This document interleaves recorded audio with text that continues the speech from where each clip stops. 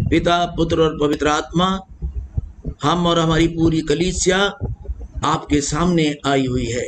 हम तेरे सामने नतमस्तक हैं परमेश्वर, और तुझसे प्रार्थना करते हैं कि आप अपनी आत्मा हम सब पर उंडेल दीजिए।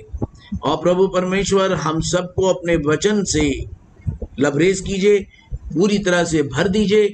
खुदावंद, हम सब पर अपना अभिषेक कीजिए, और अपने दोहरे अभिषेक में मुझे भी ले लें खुदावंद, ताकि बोलने वाला मैं नहीं परंतु तेरी आत्मा हो। हम सब तेरे आत्मा के वचन को सुने, समझें और उस पर अमल करें। यीशु के नाम से मांगते हैं, आमीन। यीशु के पास कुछ लोग आए और वो यीशु से कहने लगे, पूछने लगे, क्या अपनी पत्नी को त्याग देना अच्छी बात है? क्या हम त्याग दे सकते हैं? और फिर वो यहीं नहीं रुके, वो आगे बढ़े। उन्होंने कहा, मूसा ने कहा है, यानी मतलब आप यीशु जी इसके ऊपर अपनी कमेंट्री नहीं दे सकते, क्योंकि ऑलरेडी मूसा ने कह रखा है। मूसा ने ऑलरेडी कह रखा है कि तुम उसको त्याग पत्र दो और उसको छोड़ दो। अब जब मूसा ने ऑलरेडी कह रखा है कि भाई आप त्याग पत्र दो और छोड़ दो, तो वो यीशु के पास आए क्यों थे? वो यीशु के पास इसलिए आए थे क्योंकि वो यीशु को फंसाना चाहते थे, क्योंकि उन्हें पता था यीशु का माइंडसेट उनके माइंडसेट से अलग है, और वो जानते थे कि यीशु कभी भी ऐसी बात नहीं कहेंगे कि तू अपनी पत्नी को त्याग दे, और इसलिए वो यीशु को फंसाने के लिए आए। और यीशु ने क्या कहा? उसने उनसे कहा, मूसा ने because of the hardness of your heart, ये लॉ में लिखा है, मूसा ने तुम्हारे कठोरता, तुम्हारे दिल की कठोरता के कारण ये चीज लिखी है। इसका मतलब यीशु क्या कह रहे हैं? जो इंसान अपनी पत्नी को छोड़ने वाला पति है, जो पत्नी अपने पति को छोड़ने वाली पत्नी है, वो दोनों कठोर लोग हैं। और ऐसे कठोर लोगों को परमेश्वर एक कठोर स्टेटमेंट देता है कि जिसे खुदावंद ने जोड़ा है उसे कोई भी अलग ना करे। यानी मतलब हम सब को जुड़ के रहना है। It is a family. The Bible says, and the theme of our worship, आज हमारी जो मॉर्निंग की थीम है वो है द फैमिली लाइफ। और फैमिली बनता किससे? से शब्दों से बनता है। एक स्पिरिचुअल फैमिली भी है जो कि चर्च है, जो कि आज ऑनलाइन चर्च है। सब इतने सारे लोग जुड़े हुए हैं, इतनी तादाद में हम सब परमेश्वर के वचन को सुन रहे हैं। क्यों सुन रहे हैं? क्योंकि हम एक फैमिली हैं। उस फैमिली में एक हेड है, और वो हेड कौन है? वो पास्टर है। और कई बार हम पास्टर की भी बुराई कर देते हैं, पास्टर को भी बुरा भला बोल देते हैं। वो परमेश्वर को वॉइस जो है उसकी वैल्यू करता है परमेश्वर। वो कहता है तुम अपनी बीवी को तक छोड़ नहीं सकते, बीवी अपने शौहर को छोड़ नहीं सकती। इसका मतलब क्या है कि तुम्हें शादी से पहले ही सोच लेना है इससे शादी करनी है या नहीं।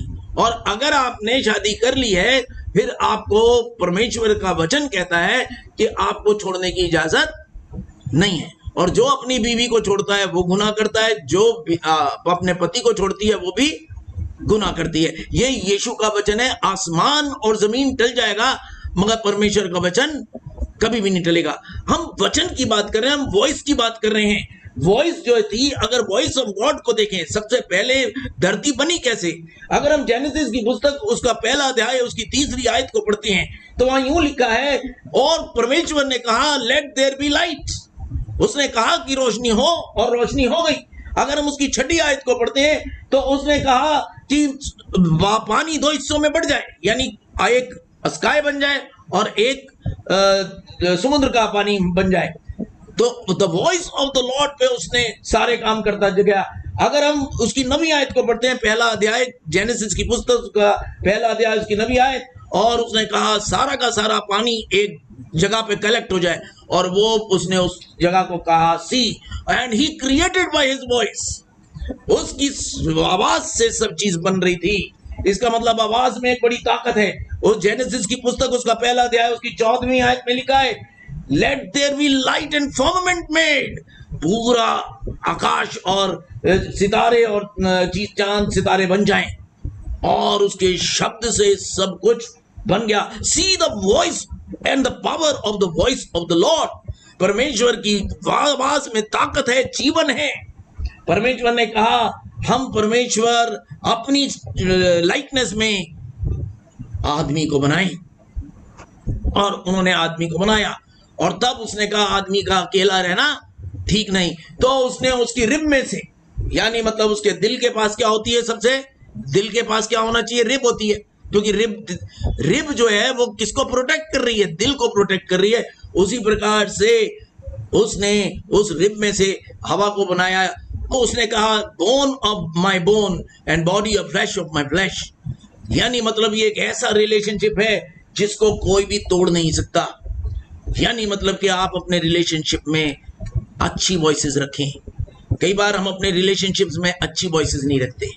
कई बार हम अपने हस्बैंड एंड वाइफ में एक दूसरे को इतनी बुरी बुरी बातें बोलते हैं कि एक दूसरे का मुंह देखना पसंद नहीं आता। हम एक दूसरे के साथ रहने की बात तो छोड़ो, एक दूसरे के साथ चलने की बात तो छोड़ो, हम एक दूसरे के साथ एक छत के नीचे से भागना चाहते हैं। और ये क्यों होता है? क्योंकि हमारे दिल के अंदर एक वॉइस आती है, और वो वॉइसेस जो हैं वो हमें कुछ सिखाती हैं। आपके मुंह से जो निकलता है वो आपके दिल में है। ये यीशु का वचन कहता है, जो तेरे मुंह में होगा वही तेरे मुंह से निकलेगा, वो जो तेरे दिल में होगा वही तेरे मुंह से निकलेगा। और हम कई बार अपने हस्बैंड को बोल देते हैं उल्टी सीधी बातें। एज अ पास्टर मैं कईयों के केसेस को सुनता हूँ कि भैया मैंने ये कह दिया, मैंने वो कह दिया, उसने ये कह दिया। परमेश्वर मुझे और आपको कहता है क्यों कह दिया? क्योंकि तुमने पहले दिल में सोचा कि मैंने इसको चोट पहुंचानी है। परमेश्वर कह रहा है दोष ना लगाओ ताकि तुम पर भी दोष ना लगाया जाए, और उसको मैं थोड़ा सा चेंज कर दूं, हल्का सा। चोट ना लगाओ कि तुमको भी चोट ना लगाई जाए। परमेश्वर मुझे और आपको कहता है एक दूसरे को चोट लगाने वाले नहीं, एक दूसरे को मरहम लगाने वाले लोग बनो। शादी से पहले सोच लो कि मुझे इससे शादी करनी है कि नहीं, बाद में रोते रहने से कोई फायदा नहीं है। आपको जो भी डिसीजन लेना है शादी से पहले लेना है। शादी के बाद अगर आप रो रहे हैं तो आप बेवकूफ हैं। I am speaking right in front of everybody, क्योंकि ये परमेश्वर का वचन कह रहा है। मैं नहीं कह रहा कि तुम्हारी हार्डनेस ऑफ योर हार्ट के चक्कर में मूसा ने ये लॉ दिया, इसका मतलब ये लॉ है नहीं। This is not God's law. वो यीशु के पास यीशु को फंसाने नहीं, आप सबको बतवाने आए थे कि आप सबको पता होना चाहिए the Lord's law is not change. जिसको खुदा ने जोड़ा है उसको कोई भी अलग ना करे। Let not anybody put asunder whom the Lord has joined together। इसलिए अगर आपको किसी से भी शादी करनी है तो शादी से पहले सोचें कि इससे मैं करना चाहता हूं या नहीं, अन्यथा शादी के बाद टें चें करने की जरूरत नहीं है। मैं नहीं बोल रहा, परमेश्वर का वचन बोल रहा है, यीशु खुद बोल रहा है कि लेट नॉट मैन पुट असंडर। तो आज हम रिलेशनशिप्स की बात कर रहे हैं, आज हम परमेश्वर की प्रेम की बात कर रहे हैं, आज हम उस वॉइस की बात कर रहे हैं जिस वॉइस से झगड़ा लग जाता है। जेम्स की पुस्तक उसका 3रे अध्याय में क्लियरली लिखा है, तुम्हारे अंगों में एक ऐसा अंग है जिसको कहते हैं जुबान, और वो होती छोटी सी है मगर गज भर की लंबी बातें करती है। कई लोग बहुत जुबान दराज होते हैं, वो बहुत बोलते हैं, कुछ भी बोलते हैं, किसी के लिए भी कुछ भी बोलते हैं। उनकी जो टंग्स हैं दे आर लाइक सॉर्ड्स, उनकी टंग तलवार हैं, नंगी तलवारें हैं, वो काट देते हैं किसी को भी अपनी बात से। परमेश्वर कह रहा है अगर आप ऐसे हैं तो अपने मुंह पे ताला लगाएं, आप अपने मुंह की चौकसी करें कि आपके मुंह से क्या चीज निकलती है और क्या चीज नहीं निकलती है। परमेश्वर का वचन कुछ कहता है। परमेश्वर का वचन ना सिर्फ बाइबल को रेफर करता है, वो कहता है बाइबल में मेंशंस हैं कि भाई आप इस किताब को रेफर करें, क्योंकि वो किताब भी मैंने लिखवाई है, मैं जानता हूं। तो परमेश्वर का वचन में लिखा है कि तुम इन किताबों को रेफर करो। मैं कुछ एग्जाम्पल्स आपको देना चाहूंगा। 2 शमूएल उसका 1 अध्याय और उसकी 18वीं आयत में यूं लिखा है, जिसको भी मिल जाए वो पढ़ दे। 2 शमूएल उसका 1 अध्याय की 18वीं आयत में लिखा है, और यहूदियों को ये धनुष नामक गीत सिखाने की आज्ञा दी। यह याशा नामक पुस्तक में लिखा हुआ है। हाँ, यानी मतलब वहां बाइबल में रेफर है कि कुछ चीजें जो हैं जशेर नाम की पुस्तक में लिखी हुई हैं। अब जशेर नाम की पुस्तक को भी पढ़ना हमारी ड्यूटी है, और हम उस पुस्तक तक पहुंचते नहीं हैं क्योंकि वो पुस्तक बाइबल में है नहीं, मगर बाइबल में उसका रेफरेंस है क्लियरली कि आप इस बात को, इस वार्तांत को जशेर नाम की पुस्तक में पढ़ सकते हैं। तो हम एक और रेफरेंस पढ़ेंगे, जोशुआ उसका 10वां अध्याय, यहोशू उसका 10वां अध्याय उसकी 13वीं आयत, जिसको मिले वो पढ़े। यहोशू 10:13। और सूर्य उस समय तक थमा रहा और चंद्रमा उस समय तक ठहरा रहा जब तक उस जाति के लोगों ने अपने शत्रुओं से बदला न लिया। क्या ये बात याशार नामक पुस्तक में नहीं लिखी है कि सूर्य आकाश मंडल के बीचों बीच ठहरा रहा और लगभग 4 पहर तक न डूबा? हाँ, हम देख रहे हैं यहाँ पर क्लियरली बाइबल में लिखा है। क्या ये बात जशेर नाम की पुस्तक में नहीं लिखी है? यानी मतलब कलीसिया को ये लिखा क्यों गया है बाइबल में? ताकि कलीसिया उस जशेर नाम की पुस्तक पर पहुंचे और उसको पढ़े और उससे सीखे। मैं आपको उस पुस्तक की तरफ ले जाना चाहता हूं, क्योंकि वो पुस्तक जो है मेरे सामने खुली हुई है। मेरे हाथ में एक पुस्तक है जिसका नाम है जशेर। मैं आपको दिखा भी देता हूं। It is over here. I hope you would be able to see now. उस पुस्तक के 43वें अध्याय और उसमें यूं लिखा है कि हम एक फैमिली के बारे में बात कर रहे हैं। एक फैमिली था जिसका नाम था जेकब फैमिली। और उस जेकब फैमिली में 12 बच्चे थे और 12 बच्चे जो थे उनमें से जो 11वां बच्चा था उसका नाम था यूसुफ। और यूसुफ जो था उसको बाप ने भेजा कि जाओ और तुम्हारे भाई जो हैं 10 भाई जो हैं वो खेत में भेड़ों को चरा रहे हैं, जाओ एक तो उनके लिए खाना ले जाओ और दूसरा उनका वेयर अबाउट पता करके उनकी सारी खबर मुझे लाके दो कि सब कुछ सही है। और यूसुफ चला गया। और हम जानते हैं, जितने उन्होंने भी बाइबल पढ़ी है सबको पता है कि यूसुफ को बाप ने यानी जेकब ने एक ऐसा सतरंगी कोट बना के दिया था कि वो जो था बड़ा चमचमाता हुआ कोट था और बच्चों को नहीं मिला था, तो बच्चे उससे चिढ़ते थे। आज आपके ऊपर प्रॉस्पेरिटी है तो दूसरे चिढ़ने लगते हैं। तो उसको चिढ़ने के लिए जरूरी नहीं है कि किसी ने किसी को कुछ मारा हो, किसी ने किसी को कुछ पीटा हो। अगर आप दूसरे की प्रॉस्पेरिटी देखते हैं तो आप उससे क्या करने लगते हैं? चिढ़ने लगते हैं। और परमेश्वर मुझे और आपको कह रहा है कि तुम मेरे बच्चे हो, मेरी राह पर चलो। तो जशेर की पुस्तक में हम पढ़ते हैं कि रूबेन जो बड़ा वाला बेटा था उसने क्या किया? उसने अपने भाइयों से कहा, जब जोसेफ को आते देखा तो सब लोग बच्चों ने कहा इसको मार देते हैं। उसने कहा नहीं, इसको मारो नहीं, इसको गड्ढे में डाल दो। और उसके मनसा क्या थी, मन में क्या थे, वो अपने भाइयों को जानता था इतने गंदे हैं कि मेरी बात मानेंगे नहीं। इसलिए उसने कुछ रास्ता निकाला। उसने कहा हम अपने भाई को मारो नहीं, इसको किस में डाल दो? गड्ढे में डाल दो। उसकी प्लानिंग ये थी कि जब गड्ढे में डल जाएगा तो मैं थोड़ी देर बाद आके इसको निकाल लूंगा गड्ढे में से और बाप के पास ले जाऊंगा। मगर वो ये कह के वहां से जल्दी निकल गया। वो इसलिए जल्दी निकल गया ताकि दूसरे भी वहां से छटें, और जब वो छटेंगे तब रूबेन वापस आएगा और गड्ढे में से अपने भाई को निकालेगा। Why are we discussing this? Because we are talking about family and relationships. Family और रिलेशनशिप्स की बात चल रही है। और जशेर की किताब में उसके 43वें अध्याय उसकी पहली आयत में लिखा है और दूसरी आयत में लिखा है कि रूबेन वापस आया। और जब वापस आया तो वो गड्ढे पे पहुंचा। मगर जब वो गड्ढे पे पहुंचा तो उसने कहा जोसेफ जोसेफ। जोसेफ ने कोई आवाज नहीं दी क्योंकि जोसेफ वहां था ही नहीं। उसने सोचा जोसेफ जो है लगता है गड्ढे में जोसेफ को किसी सांप ने काट लिया है तो ये मर गया है। तो वो गड्ढे के अंदर उतरा और जब वो गड्ढे के अंदर उतरा तो उसने देखा वहां जोसेफ नहीं था। फिर वो अपने भाइयों को ढूंढने निकल गया कि सारे कहाँ गए। अगर जोसेफ यहाँ नहीं है तो सारे भाई कहाँ गए। तो उसने देखा सारे भाई बैठे हुए रो रहे हैं। मैं जशेर की किताब में से पढ़ रहा हूँ, आपको मैं समझा रहा हूँ उस किताब में से जिसका किताब में बाइबल में रेफरेंस है। और वहां उसने अपने भाइयों को रोते हुए देखा तो उन्होंने कहा तुम रो क्यों रहे हो, क्या हो गया। उन्होंने उसको सारा वार्तांत कह सुनाया कि हमने अपने भाई जोसेफ को उठा के क्या कर दिया है, इश्माइलाइट्स को बेच दिया है। एक कारवान आ रहा था, हमने उसको बेच दिया और उससे जो पैसे लिए 20 चांदी के सिक्के वो हमने ले लिए। मगर थोड़ी देर बाद हमारा दिल हमें कचोटा। एक इनर वॉइस ने हमसे बात की, एक इनर वॉइस हमसे लड़ने लगी कि तुमने ये क्या कर दिया, बाप को जाके क्या जवाब दोगे। तो हमारा दिल पस्त हुआ, हम रोने लग गए। हम अपने भाई को ढूंढने निकले और जब हम वहां ढूंढने गए तो हमें वो कारवान कहीं नहीं मिला क्योंकि कारवान तो जा चुका था। अगर आप अपने जीवन में अपने लव्ड वंस को जाने देंगे तो बाद में खोजते रहेंगे, मिलेंगे नहीं। आप समझ गए। आपने जीवन में कटुता ना आने दें। बार बार मैं कह रहा हूं कटुता ना आने दें। ये भाई रोने लगे, विलाप करने लगे, जाके अपने भाई को, पहले तो वो खाना वाना खाते रहे, 20 चांदी के टुकड़ों के सोच रहे होंगे किसको कितना मिलेगा। मगर जब तक वो सेंसेस में आए तब तक बहुत देर हो चुकी थी। वो ढूंढे मगर मिला नहीं। आप भी अपने साथी को खो तो सकते हैं, पाएंगे नहीं।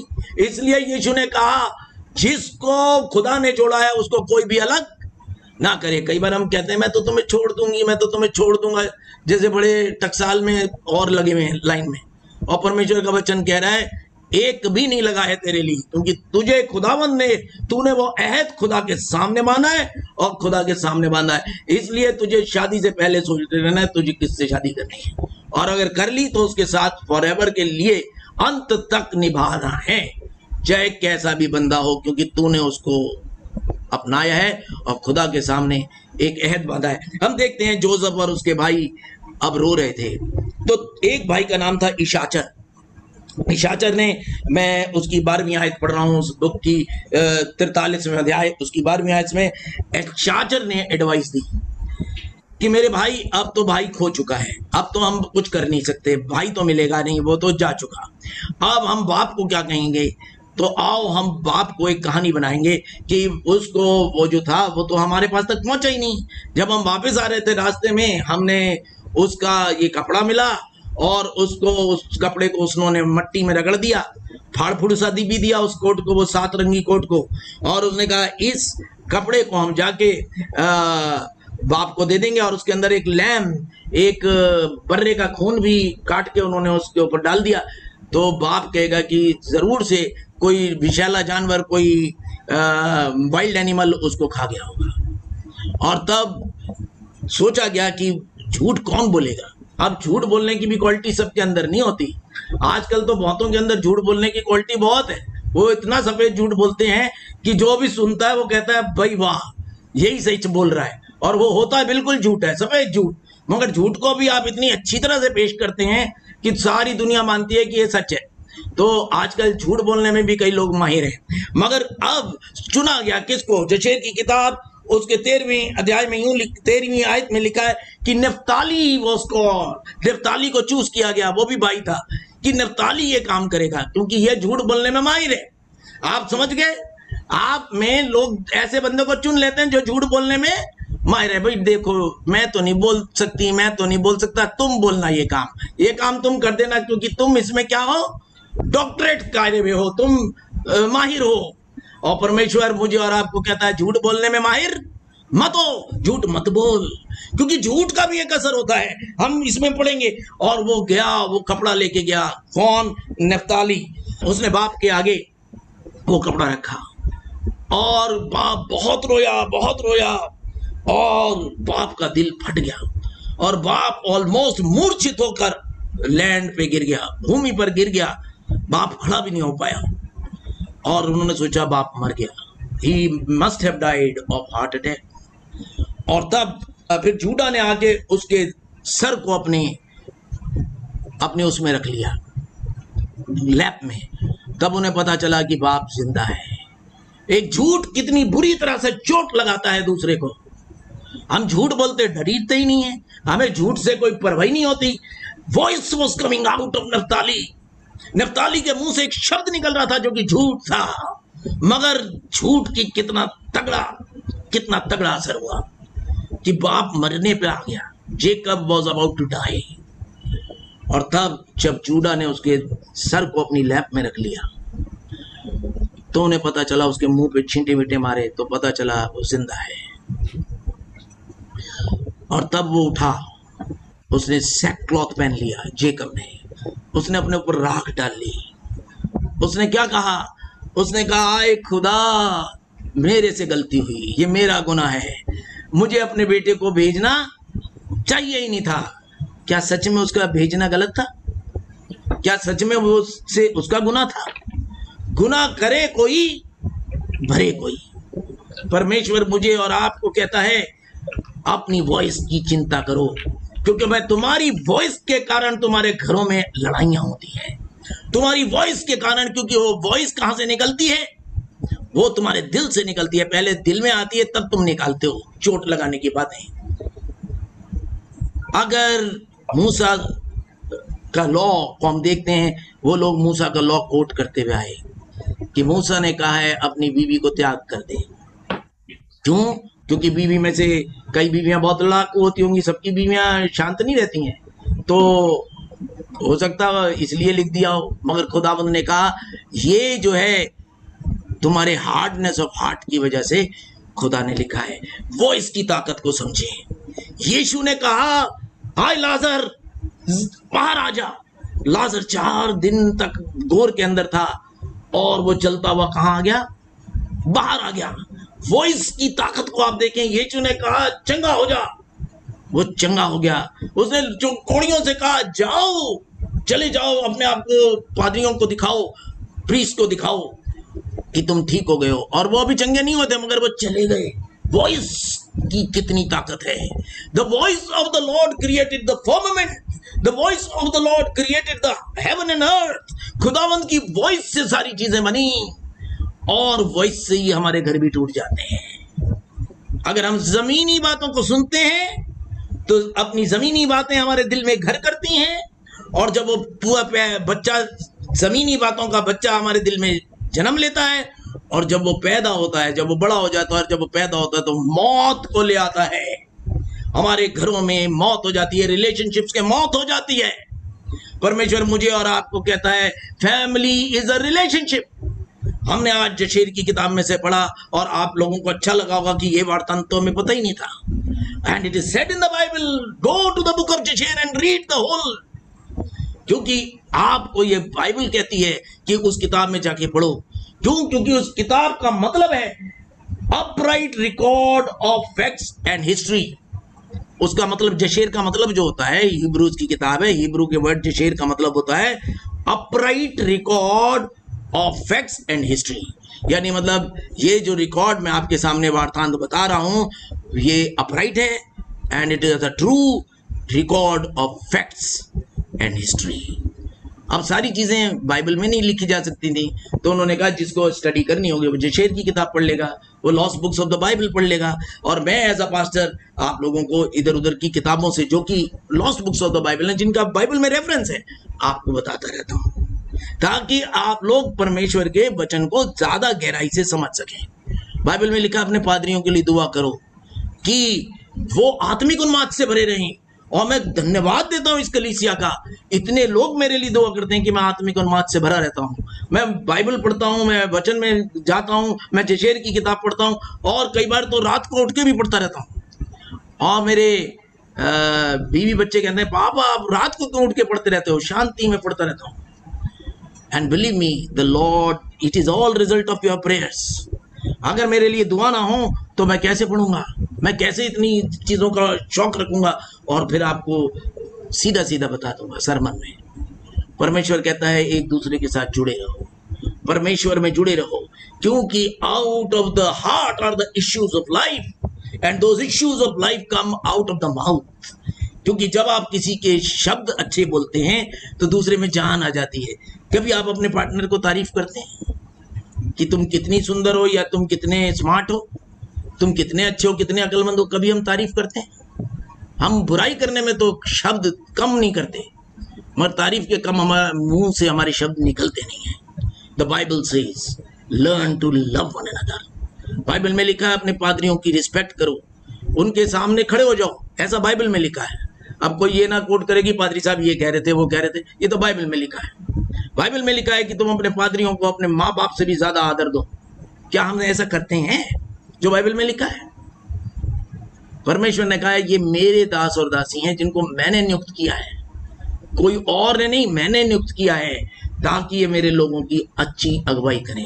तो इसलिए जब भी आप अपने मुंह से शब्द निकालें तो परमेश्वर की कवेनेंट्स को याद रखें। इस पत्नी को मेरे लिए खुदावंद ने नियुक्त किया है, ये परमेश्वर का वचन कहता है। इस शौहर को मेरे लिए खुदावंद ने नियुक्त किया है, इसलिए मैं अपने जमीनी दिल की नहीं सुनूंगी, मैं परमेश्वर के वचन को सुनूंगा।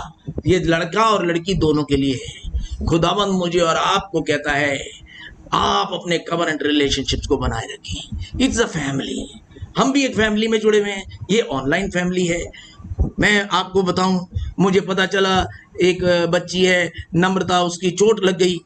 मैं रात को उठा, मैंने दुआ की, फिर सुबह उठा, कम्युनियन के साथ दुआ की। क्यों कर रहा हूं मैं? क्योंकि मुझे लव है, मुझे कंसर्न है।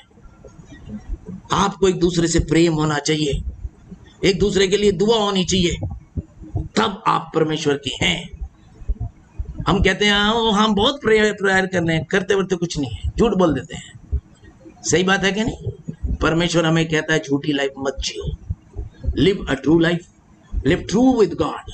परमेश्वर देख रहा है और वो आपकी बरकत आपके हाथ में है। अगर आप अच्छा जिएंगे, अच्छा बोलेंगे, अच्छा पढ़ेंगे, जो आपके मन में होगा वो आपके मुंह से निकलेगा। इसलिए अच्छे बनते जाएं, क्योंकि आप किसी और के बच्चे नहीं, परमेश्वर के बच्चे हैं। गर्व से कहें मैं परमेश्वर का बच्चा हूं, मैं परमेश्वर को खोजता हूं, मैं परमेश्वर को खोजती हूं। मेरे लिए मेरी नहीं, परमेश्वर की कमांड ज्यादा इंपॉर्टेंट है। और तब आप देखेंगे आपका घर बरकतों से भर जाएगा, आपका घर परमेश्वर की रहमतों और बरकतों से भर जाएगा, एक एक घर भर जाएगा। And that is what I pray for all of you, कि हम बढ़ते जाएं, जुड़ते जाएं, एक दूसरे से प्यार करते जाएं और एक दूसरे को आदर दें। आइए हम प्रार्थना करें। खुदावंद तेरे कमांड में बड़ी ताकत है। हमने देखा खुदावंद एक्सोडस 15 उसकी 22वीं अध्याय में, जब वो कड़वे पानी के पास आ गए थे, प्रभु परमेश्वर तूने कहा ये लकड़ी उठा के पानी में डाल दो। और खुदावंद उन्होंने जब पेड़ को काट कर पानी में डाल दिया तो वो पानी मीठा हो गया। आए खुदावंद, क्यों वो मीठा क्यों हो गया? क्योंकि उन्होंने तेरी कमांड को माना था। हम तेरी कमांड को पहले सुनने वाले बने और खुदावंद उस पर अमल लाने वाले बने और तेरी कमांड के मुताबिक चलें, ताकि यह कलीसिया तेरे में बढ़ती जाए, तेरे प्यार में बढ़ती जाए, तेरे रहम में बढ़ती जाए और खुदावंद एक एक जन तेरी बरकत को पाए। हम नम्रता कैंपबेल के लिए भी दुआ करते हैं, प्रभु आप उसको शिफा दें और उस पर अपनी बरकत दें। यीशु के नाम से मांगता हूँ, आमीन।